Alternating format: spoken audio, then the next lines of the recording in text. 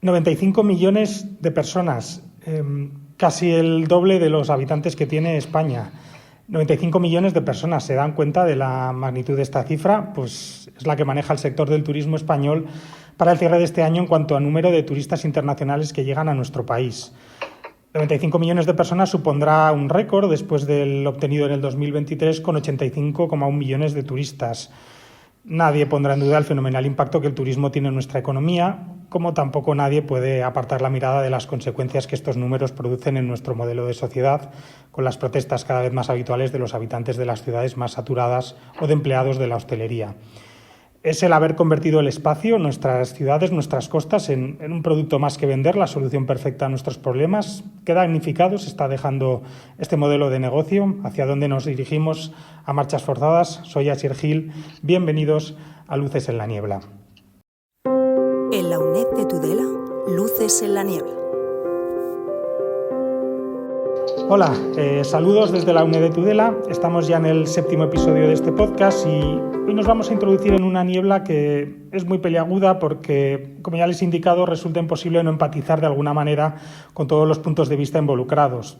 Todos tienen su parte de razón y todos ponen en la balanza poderosos argumentos para defender sus intereses, pero es evidente que el hambre insaciable del turismo nos está llevando a una posición extrema que está conllevando y que acarreará en los próximos años cambios demográficos de enjundia si no se toman medidas para decelerar su crecimiento. Por un lado, tenemos a las empresas del sector turístico que subrayan la repercusión tan extraordinaria que tiene para las arcas españolas la llegada todos los años de tantísimos millones de personas. Sus cifras son realmente incontestables.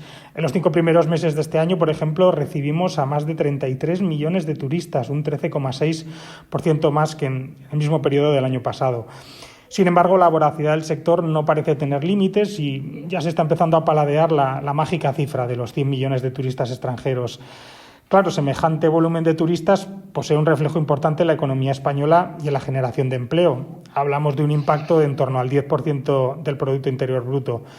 Somos el segundo país más turístico del mundo, así que es perfectamente coherente que sea esa una de nuestras principales fuentes de ingresos.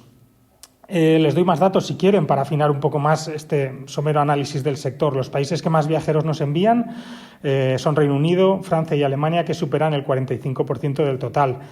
Y también les puedo contar que el gasto que desembolsan en nuestro país crece más de un 20% todos los años. Hasta mayo ingresamos de esos turistas más de 43.000 millones de euros. Ahora bien, quedarnos solo con esta imagen es desvirtuar la situación porque, como habrán supuesto, la gran mayoría de esos turistas viaja a los mismos lugares y lo hace además en fechas similares. Por ello se genera una saturación que, tanto para los habitantes de esos sitios como para los trabajadores que les han de dar servicio, constituye una coyuntura muy difícil de asimilar. Los elevados precios de las viviendas y la baja calidad de esos puestos de trabajo se colocan en la punta de lanza de sus reivindicaciones, entre las que también está la pérdida de la identidad característica de esas ciudades. En los medios de comunicación vemos cada vez con mayor frecuencia cómo estos colectivos salen a las calles en Málaga, en Barcelona, Canarias, Baleares, para protestar por una realidad que les está ahogando. Si no les gustan las cifras macroeconómicas, apunten este dato. En Mallorca, uno de los mejores ejemplos de la saturación turística, hay 4.000 agricultores y hay también 4.000 inmobiliarias. Ha habido personas que han puesto en palabras todas esas quejas, que han presentado estos datos que les estoy dando y que alertan de las modificaciones que esta situación está causando en las ciudades. Jorge Dioni, buenos días. Muy buenos días. Gracias. Jorge Dioni es un periodista, escritor, nacido en Zamora, que saltó a la palestra cuando en el 2021 publicó La España de las piscinas, una radiografía de los efectos que las políticas urbanísticas habían tenido en España durante las últimas décadas, cuando todos hablábamos de la España vaciada, del incremento de los precios de los alquileres o de fenómenos como la gentrificación. Jorge abrió un debate sobre la forma en la que este modelo urbano estaba condicionando las características sociales de la ciudadanía, afectando tanto a sus hábitos de consumo como a sus aspiraciones e incluso a su ideología. El año pasado dio un paso más en este análisis y con su libro El malestar de las ciudades se enfocó en diseccionar toda esta serie de problemas que están sufriendo las ciudades, como la ya mencionada gentrificación, la especulación inmobiliaria o la contaminación. Déjenme decirles además que si les interesa el tema del que vamos a hablar hoy y quieren profundizar en él, aquí en la UNED de Tudela celebraremos los próximos 28 y 29 de noviembre la tercera edición de nuestro simposio sobre ciudades medias y pequeñas españolas, que este año abordará precisamente el turismo, el reto demográfico y la cohesión territorial, y en el que también contaremos con nuestro invitado de hoy, que de hecho se encargará de pronunciar la conferencia inaugural titulada La sobreproducción de felicidad. Jorge, muchísimas gracias por haber aceptado convertirte en nuestro guía de hoy dentro de una niebla que, bueno, como he dicho, no da pie a proclamar máximas categóricas que invaliden una u otra posición. Quería empezar un poco hablando de bueno, el turismo, que el turismo sea el eje principal de nuestra economía. ¿Es positivo o es un mal negocio? Porque los riesgos asociados al turismo, lo vimos en la pandemia, son muy altos, pero bueno, sin embargo, el impulso económico que representa esta industria al final es extraordinario. Digamos que todo es cuestión de proporción.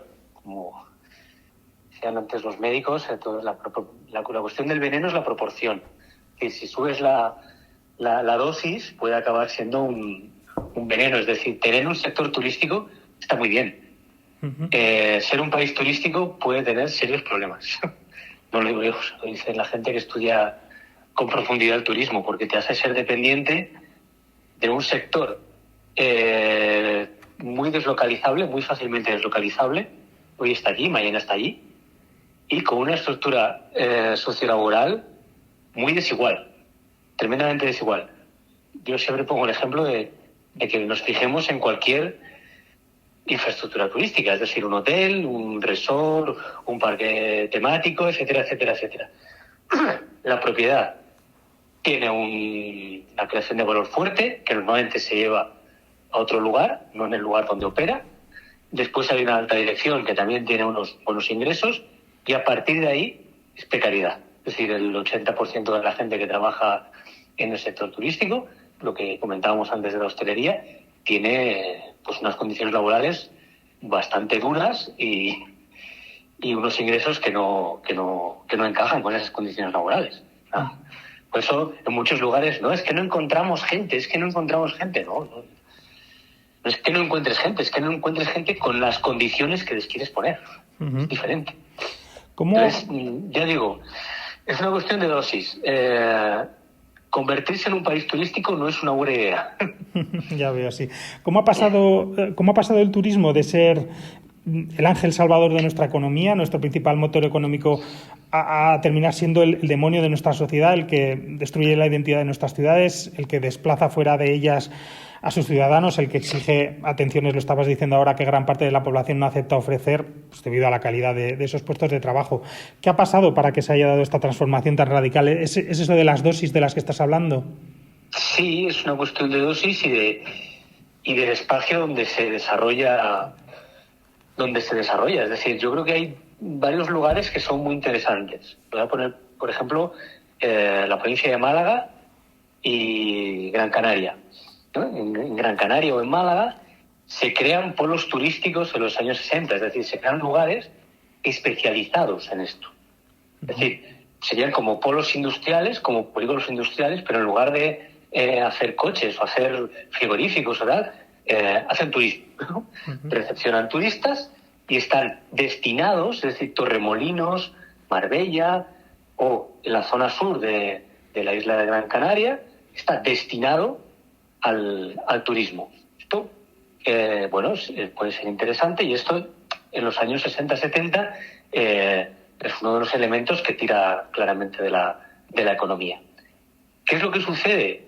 Que al producirse una mayor afluencia, también se produce una mayor gusto por la variedad de destinos. Es decir, no me quiero quedar solo en ese polo turístico a descansar, no hacer nada durante una semana, 2 semanas, las semanas que cada uno tenga, sino que además quiero vivir experiencias.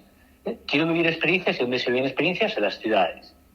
Entonces, de Torremolinos y de Marbella, la afluencia se va desplazando a Málaga.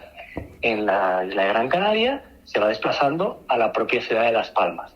Empieza en la zona de la playa de las Canteras y acaba desplazándose a toda la ciudad. Entonces, si tú vivías allí, entendemos casi por el principio de Arquímedes, ¿no? Que meter Torremolinos en Málaga va a producir un desplazamiento. O sea, no se puede. Es decir, tú no puedes meter un polo turístico en una ciudad donde ya vive gente, donde ya hay una estructura socioeconómica concreta, porque va a producir un desplazamiento, va a producir problemas de todo tipo. Es decir, la gente que llega es gente que con un mayor nivel adquisitivo. Entonces va a condicionar todo el espacio. Yo pongo el ejemplo de un cómic de Asterix que se llama La residencia de los dioses, en el que los cómics donde César decide ganar a los galos mediante planes magistrales son interesantísimos. Y en este dice, bueno, vamos a llevar la civilización a la aldea, ¿no? O sea, vamos a acabar con el bosque donde cazan y además les vamos a llevar la civilización para que se conviertan en un suburbio, dice.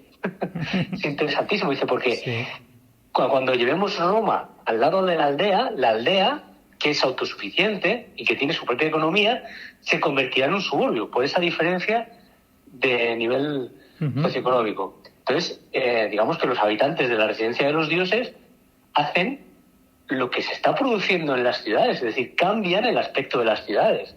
Les gusta el pescado, les gusta comprar espadas, y a las 2 semanas todos los comercios de la aldea de Asterix son o bien herrerías o bien pescaderías, con lo cual y la gente se enfrenta unos con otros, no sé qué, tal.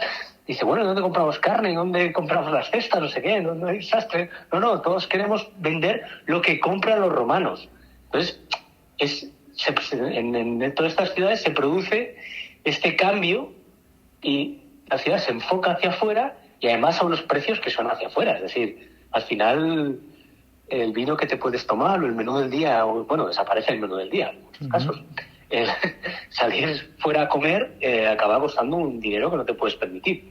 Esto sucede en España, es decir, crece el número de gente que viene fuera, pero los propios españoles que se desplazan por el territorio lo tienen más complicado, es decir, porque es muy caro. Leí un reportaje que decía, es mucho más barato irse a Albania que irse a Málaga. Citas muchas veces que estamos bajo el dominio de 2 partidos, el partido turístico y el partido inmobiliario. Con las directrices en las que se basa ese modelo, ¿qué presente tienen ya nuestros jóvenes y qué futuro inmediato espera a las nuevas generaciones? ¿Dónde viven los jóvenes ahora y dónde van a tener que vivir los que traten de independizarse en los próximos años? Esta es una pregunta muy complicada. O sea que, ¿de dónde van a vivir? No, bueno, yo entiendo que vivirán, por ejemplo, en las 200.000 viviendas que tiene planeadas la Comunidad de Madrid. Es decir, en la Comunidad de Madrid sí que tiene un proyecto que es atraer a todo el mundo, crear una gran megalópolis, y ese entiendo que es entiendo que es el plan. Nunca se sabe lo que va a pasar. Es decir, ahora mismo estamos en un problema que tiene muchas aristas. Es decir, por un lado tenemos una disputa generacional, es decir, una generación que tuvo un acceso más sencillo a la vivienda, ¿no? Yo creo que soy de la última generación. Generación, no sé, nací en los finales de los 70, creo que tuve un acceso relativamente fácil a la vivienda, y esto, digamos, hay un choque generacional muy fuerte y un corte generacional muy fuerte que yo creo que políticamente es complicado de gestionar, de admitir y de gestionar, es decir, pero hay que hacerlo, porque no puedes dejar que una sociedad tenga esa situación, tenga ese corte generacional, y que además la riqueza del país se vaya yendo hacia el sector inmobiliario, que también es una cuestión. Entonces, ¿dónde van a vivir? No, es difícil. No tengo ni idea, pero es una cuestión que hay que pensar, porque del hecho de que la gente joven esté junta, dependen cosas que parece que no, pero dependen cosas desde la natalidad a la creación artística. Sí, de hecho también te quería preguntar eso, ¿en qué momento ves tú que estamos ahora en cuanto al tema de la vivienda y los cambios sociales vinculados a ella? Porque te he oído en varias entrevistas que dices que cuando se producen las tensiones sociales, las movilizaciones, las protestas, que funcionan como una especie de termómetro social, todavía estamos a tiempo de corregir la deriva en la que estamos, y cuando hay voluntad política de dirigirnos a un escenario que sea diferente al que parece que vamos lanzado, pues también hay posibilidad de arreglar el problema. Pero cuando ya se han producido los cambios demográficos, entonces ya no se puede volver hacia atrás. ¿En qué punto crees que estamos ahora? Bueno, estamos en un punto en el que también es un momento muy complicado. Estamos en un punto en que yo creo que nos estamos dando cuenta del problema, de la cuestión. Es decir, todas estas manifestaciones, yo creo que la primera gran manifestación fue en Canarias, y bueno, no sé, estuve el año pasado en Canarias y entendí perfectamente por qué se manifestaban. Es decir, porque digamos, es un sitio que es maravilloso, es una maravilla, es verdad, es el jardín de las Hespérides, y por eso atrae a tantísima gente, y por eso la gente de allí no puede cada vez más desarrollar su vida. Claro, todo esto actúa de termómetro, pero ¿hacia dónde llevamos después la política? Yo veo, digamos, una excesiva obsesión por los pisos turísticos, ¿no? Vamos a controlar los pisos turísticos, Bien. Yo siempre planteo, ¿y los pisos vacíos? Hay millones de pisos vacíos en España. Para movilizar, para solucionar el problema de la vivienda, ¿no sería más interesante poner el foco en los pisos vacíos? O también en los pisos vacíos. Una cosa que están haciendo en Bruselas o en San Francisco. Por decir, dos ciudades que también tienen un problema gordo de vivienda. Un problema gordo y un problema que puede servir de advertencia. Es decir, San Francisco fue la gran ciudad, California fue el gran estado donde se produjo la última gran revolución económica, tecnológica, y es un lugar que en los últimos 10, 15 años ha tenido una fuga de gente y empresas. Por una cuestión inmobiliaria, porque yo vengo a trabajar a San Francisco, a la Bahía de San Francisco, y si me tengo que dejar la mitad de mi sueldo o más de la mitad de mi sueldo en pagar un apartamentito, pues igual no me sale a cuenta. Claro. Y la gente se encontraba, las empresas también se encontraban que tenían falta de personal. Y al final hay muchas empresas, un movimiento, Goodbye California, que se trasladaron a Texas, Arizona, a estados limítrofes con California, más o menos limítrofes. Entonces, tú tienes un problema de vivienda, acabas teniendo un problema de muchos tipos. Sí. Muchos tipos. ¿Crees que puede pasar algo similar a lo que estabas contando aquí en España? Bueno, creo que puede pasar que... no lo sé. Es decir, yo creo que sí que puede suceder eso, que no encuentres a gente, que se produzcan cambios culturales. Es decir, un cambio que suelo citar es el uso de la lengua en Barcelona. Es decir, hay mucha obsesión, con mucha preocupación, escucho en la radio de allí, porque yo viví allí muchos años, con que el catalán ya no se usa en la ciudad de Barcelona. Y entonces, digamos que se producen, se tiran diversas causas, ¿no? La televisión, las redes sociales, la música que escuchan los chavales, el malvado Estado centralista. Bueno, quizá es interesante pensar que si tú haces de tu ciudad un hotel es un sitio internacional. Entonces no vas a hablar tu lengua local.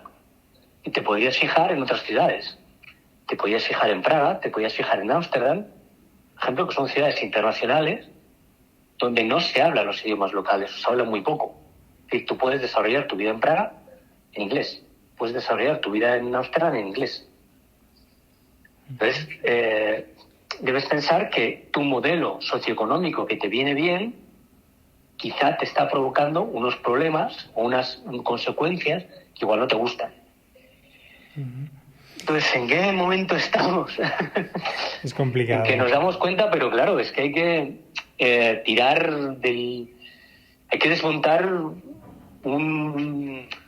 digamos, una estructura socioeconómica muy asentada durante muchos años.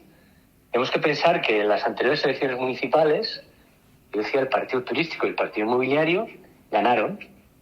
Y ciudades que apostaban por más o menos controlar todo esto, en Palma, en Valencia, en Barcelona o en Cádiz, perdieron. Uh-huh. Y en algunos lugares muy inesperadamente. Es decir, en Valencia o Palma no era algo que se esperara, según pude ver casi personalmente. O sea, uh-huh. No lo esperaban, tenían planes para la próxima legislatura y perdieron. Perdieron porque hay ese deseo también de, bueno, todo el mundo está aprovechando de la ciudad, yo también. Yo también.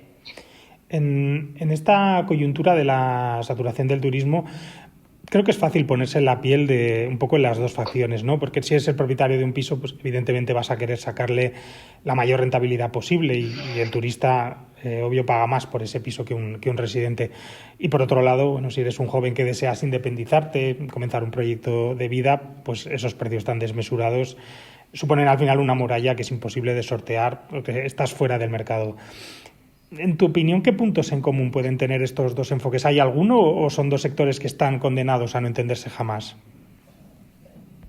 Bueno, digamos que el que tiene que buscar el punto de entendimiento es, según una visión casi liberal clásica, es el Estado. Uh-huh. Yo creo que esto casi es cuestión filosófica, llegado a un punto de libertad en el que si uno es propietario de algo puede hacer lo que quiera con ese algo. Y el liberalismo clásico te dice no, porque hay un bien común que es, el liberalismo dirá que es la riqueza nacional, y usted no puede hacer lo que quiera con eso. Es decir, yo tengo tierras y no quiero plantar. No se puede, no puede. Yo quiero poner un marco laboral propio. No se puede. Yo quiero vivir de las rentas. El liberalismo clásico dice no se puede. No se puede porque esto paraliza el país. Entonces, yo quiero sacar el máximo rendimiento a mis pisos. De hecho, el liberalismo, insisto, no es uh-huh. No es Lenin, ni Trotsky, son Locke, Stuart Mill, gente de este tipo, los que dicen no puede ser. No puede ser, usted no puede sacar.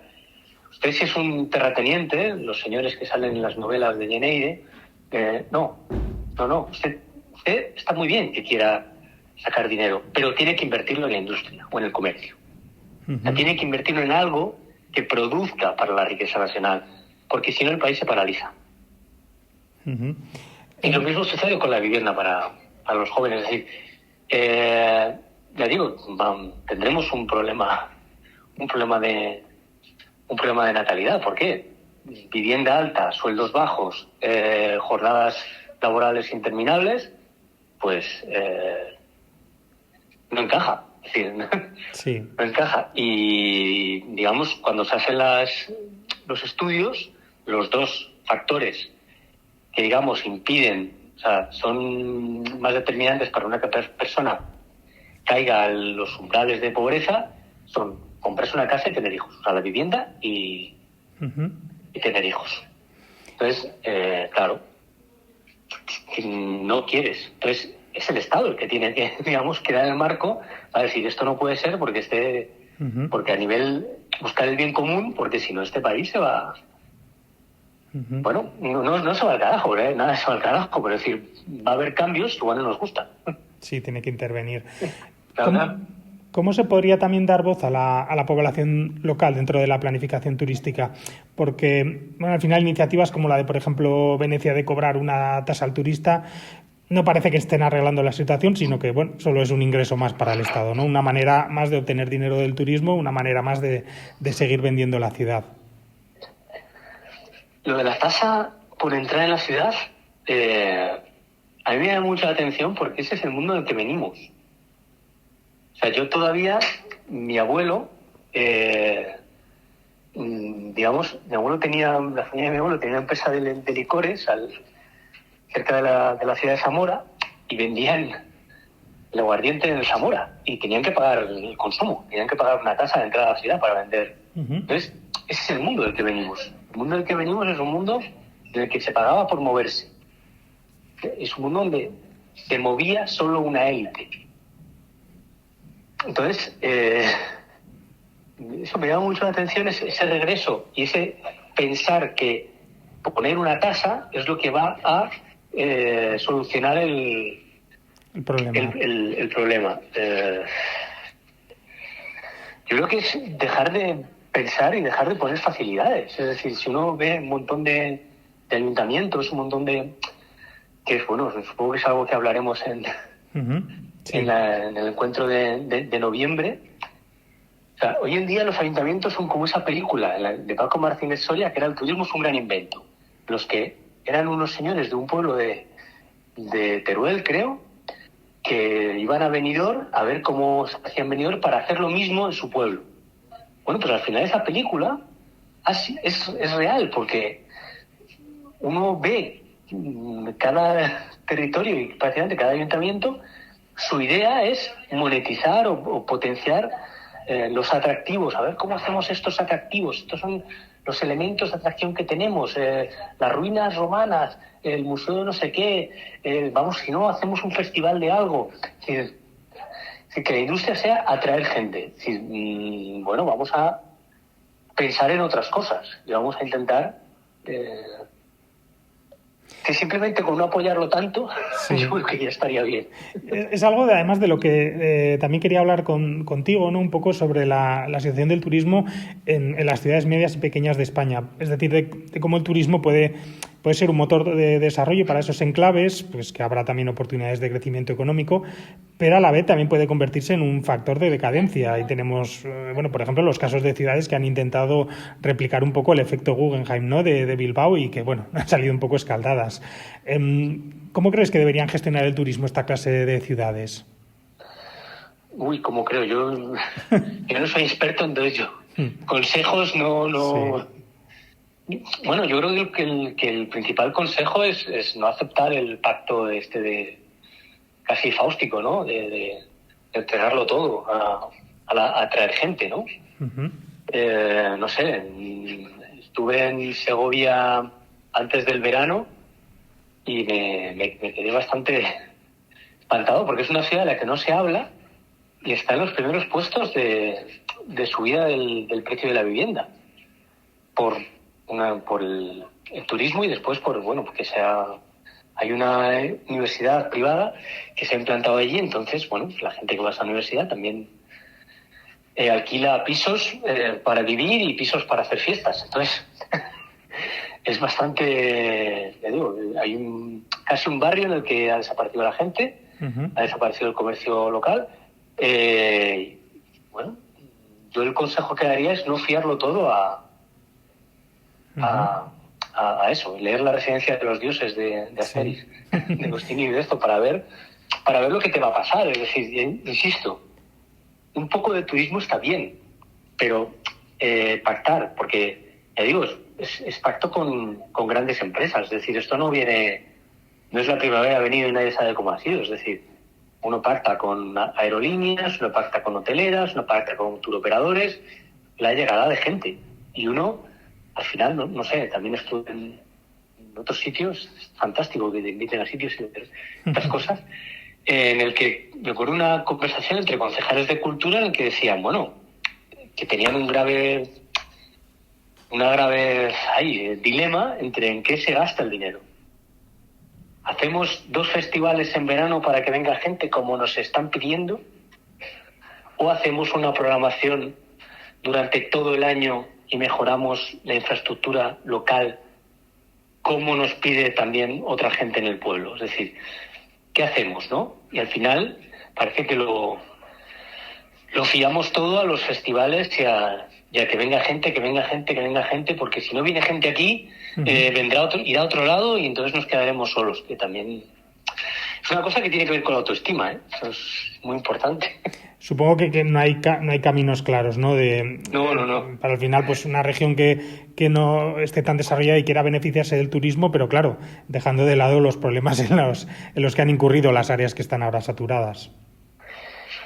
Sí, pero claro, ya digo, tienen una cuestión de autoestima que es importantísima. O sea, yo por mi trabajo estuve muchos años yendo a Málaga, y Málaga tenía como una cuestión de autoestima con respecto a otras ciudades andaluzas, ¿no? Con respecto a Sevilla, la capital, respecto a Córdoba, Cádiz y Granada, que bueno, que no era tan bonita como esas ciudades, respecto a la zona costera, o sea, la zona de Torremolinos, Marbella, que todo el mundo iba allí y nadie se quedaba en Málaga. Entonces tenía ese complejo, ¿no? Bien, en los últimos 8 o 5 años tenemos todo el problema de la vivienda en Málaga, tenemos toda esa problemática social, pero también cuando vas a Málaga, oyes a gente que te dice, qué bien está Málaga, todo el mundo quiere venir a Málaga, esto es maravilloso. No sé, la última vez estuve con un señor que me decía, vamos a ser la capital del Mediterráneo. Extraordinario, o sea, ni Valencia, ni Barcelona, ni Marbella, ni Roma, ni Venecia, o sea, ni Estambul, Málaga, señor. Y ese subidón de autoestima muchas veces no se tiene en cuenta y es fundamental. Me gustaría también que nos detuviéramos un instante en algo que ya has deslizado un poco en otra de tus intervenciones, que es el problema de la pérdida de identidad, un factor que yo creo que también es muy interesante de analizar.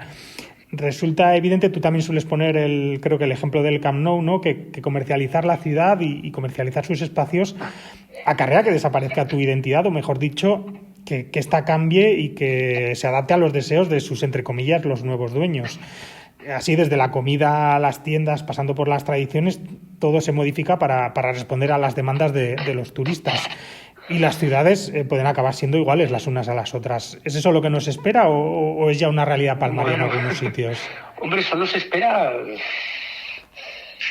Hay muchas cosas que se parecen, es decir, muchas películas que se parecen, muchas canciones que se parecen, mucho.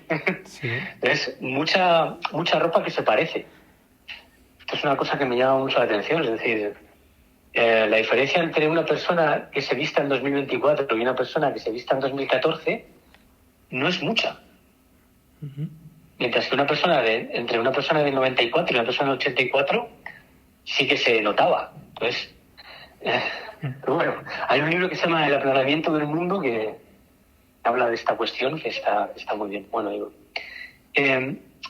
claro, cuando tú pones algo en el mercado, te lo pueden comprar. Y si pones la ciudad en el mercado, te la pueden comprar. O sea, y si de hecho ya el turismo siempre provoca un ser para, es decir, realizar una puesta en escena para el que viene de fuera, que eso es algo que lleva ocurriendo, no sé, casi desde hace siglos, no sé, es parte de lo que se llama el orientalismo, ¿no? La gente que iba a Italia en el siglo XIX, en el siglo XVIII, quería ver un poco y quería tener las experiencias que había leído en el libro de Goethe, del viaje a Italia. La gente que venía a España, pues estaba muy marcada por Carmen, la novela y la ópera, por todas las historias sobre España. Entonces, ya digo, cuando tú vas a un sitio, esperas encontrar lo que te han comentado de ese sitio. Y claro, eso quiere decir una simplificación. Hay mucha gente que es muy molesta porque hay figuritas de flamencas, se venden en Gijón, en Barcelona, en Vigo, y la gente se cabrea. Claro, pero tú vas a México y dices, México, mariachis. No, los mariachis son de un sitio de México. No son de todo México. México es muy grande. Entonces, digamos que esa simplificación, esa destilación que nosotros hacemos cuando viajamos, nos la hacen cuando nos viajan. Claro. Cuando nosotros recibimos. Entonces, es decir, bueno, yo vengo aquí a España, pues quiero flamenco y Gaudí.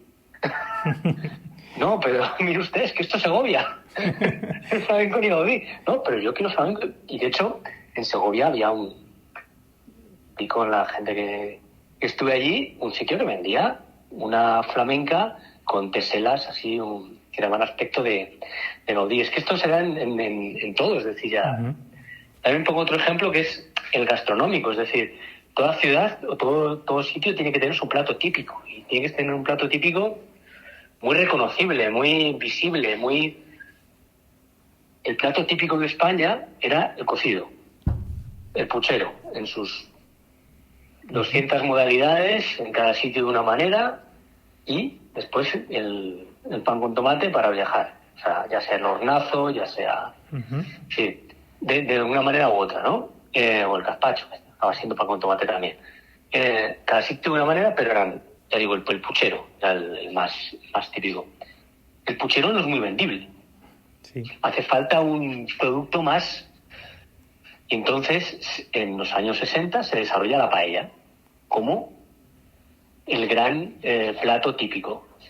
Es una cosa que, bueno, en Asturias, en los últimos años, se ha desarrollado el cachopo como plato típico. Que hablas con la gente allí y dice, pues esto no tiene ningún sentido, no existía. ¿Cuál es el plato? El plato típico, las faves. Uh-huh. Es un plato que no acaba siendo muy fotografiable, no es transportable y, sobre todo, a veces no es muy consumible en verano, aunque el verano en el norte de Asturias, pues, sí da para comer faves, pero no es muy comestible en verano. Entonces, hay que sustituirlo, como el puchero. Uh-huh. ¿Por qué? Por otra cosa que sea mucho más fotografiable, mucho más típica, por decirlo así, ¿no? Uh-huh. Esto es algo que sucede en todo... Sí, ya vemos. Tenemos una mirada que es hasta necesaria, es decir, de simplificar. Entonces, claro, eso arrastra una pérdida de identidad. Sí, arrastra una pérdida de identidad. ¿Qué se le va a hacer? Te tienes que vestir con el traje típico. Es lo de la aldea de Asterix, es decir, tienes que hacer el galo para que te vean como galo. Uh-huh. Yo creo que a lo largo de esta charla, de esta conversación, puede dar la sensación de que a veces igual demonizamos demasiado al turismo, de que le pintamos cuernos que rabo y de que hacemos que descansen sobre él todos nuestros problemas, puesto que parece que es el causante de todos los males de nuestra sociedad. Pero al final todos hemos sido turistas y todos vamos a serlo en muchos momentos de nuestra vida. ¿Cómo podemos reconciliarnos con este sector? Es complicado, pero sí creo que es interesante lo que comentabas, pensar que es una consecuencia de la democratización del mundo. Es decir, hay un montón de prácticas, desde leer hasta ir al teatro, que eran parte de una élite. Y ahora, pues, ¿va al teatro todo el mundo? No, pero va mucha gente. Uh-huh. ¿Lee todo el mundo? No, pero sabe leer la mayoría de la gente. La práctica totalidad de la gente. ¿Viaja todo el mundo? Pues las estadísticas nos dicen que hay un porcentaje no pequeño de personas que no se pueden permitir viajar. Pero el porcentaje de gente que se puede permitir viajar es increíblemente superior si lo comparamos con un siglo o con 2 siglos. Uh-huh. Es decir, claro, turismo es una cosa que lleva años. Es decir, el Gran Tour que hacían ingleses, holandeses, alemanes, franceses, por el sur de Europa, es una cosa que lleva siglos. Lo que pasa es que lo hacían unos pocos. Claro. Lo hacían unos pocos. Lo hacían nobles, lo hacían Lord Byron, lo hacía Goethe, lo hacían... Claro, Venecia se convirtió en un sitio turístico hace siglos. Y hace siglos decidió apostar por el turismo. Y de hecho se convirtió en un lugar que después es un modelo imitable. Es decir, es un sitio que tenía muchos casinos, tenía muchos teatros de ópera, y tenía muchos burdeles, y tenía una fiesta. En un momento dado, el carnaval se amplió durante medio año. ¿Por qué? Porque si tú vas a Venecia querías ver el carnaval. Entonces, era un lugar y donde también había muchos estudios de pintura. ¿Por qué? Porque la gente se hacía postales. Y se hacía selfies. ¿Quieres hacer un selfie? Pues hacerte un retrato con unas ruinas de fondo. Esto se hacía. Lo que pasa es que lo podían hacer 2 o 3 personas. claro, esto se ha democratizado, esto lo pueden hacer millones de personas en todo el mundo. Y esto, claro, cuando está todo lleno, siempre nos cabrea. Uh-huh. Pero claro, es el pacto. Sí. ¿Tú quieres viajar? ¿Tú quieres poder ir al teatro? Sí. Pues como tú, todos los que son como tú. Claro, sí, es evidente. Es que como nosotros estamos en medio de la curva de Gauss, somos muchos, claro. Uh-huh. ¿Cuál es la cosa? ¿Volver a que solo pueda viajar una élite? Pues, hostia, a veces con todo este lío de que desaparezcan las aerolíneas low cost, que desaparezcan los apartamentos turísticos, vamos a poner una tasa de entrada que sea cada vez más alta. Bien, todo eso va a crear más desigualdad. Sí. También debería pensar. Uh-huh. Y también hay gente con planes que cree que la democracia está llena. Uh-huh. Y que vota mucha gente y que igual no debería votar tanta gente. O sea, es muy peligroso. Es muy peligroso ese, así, sí. O sea, eso alguna vez Ortega y Gasset tiene un libro, La rebelión de las masas, que comienza, todo está lleno, y prácticamente acaba diciendo solo deberíamos gobernar los que sabemos. Bueno, pues yo creo que, si quieres nos quedamos con esta reflexión, ¿no? Para ponerle un poco la guinda a un pastel con el que yo creo que si no tenemos cuidado corremos el riesgo de atragantarnos, ¿no? Como hemos estado viendo estos minutos. Jorge, te agradezco muchísimo que nos hayas permitido servirnos de tus conocimientos, para tratar de arrojar un poco de luz a esta situación que nos toca tan de cerca y de la que, lo queramos o no, pues todos nos vamos a ver afectados en mayor o menor de medida. Les recuerdo que podrán volver a escuchar a Jorge el 28 de noviembre en la conferencia inaugural del tercer simposio sobre ciudades medias y pequeñas españolas, cuyas inscripciones ya están abiertas y pueden realizarse a través de nuestra página web. Muchísimas gracias, Jorge. Pues muchísimas gracias, encantado. Y a ustedes, como siempre, los emplazo a nuestro siguiente capítulo. Hay muchas más temáticas que requieren de inspección y, desde aquí solo les pedimos que trabajen ese afán por el conocimiento tan valioso y ese anhelo por comprender cómo funciona el mundo en el que vivimos. Nos introduciremos juntos en nuevos terrenos oscuros, pero estén seguros de que saldremos de ellos, porque aquí en la UNED de Tudela siempre les dejaremos encendidas luces en la niebla. Hasta la próxima. En la UNED de Tudela, luces en la niebla.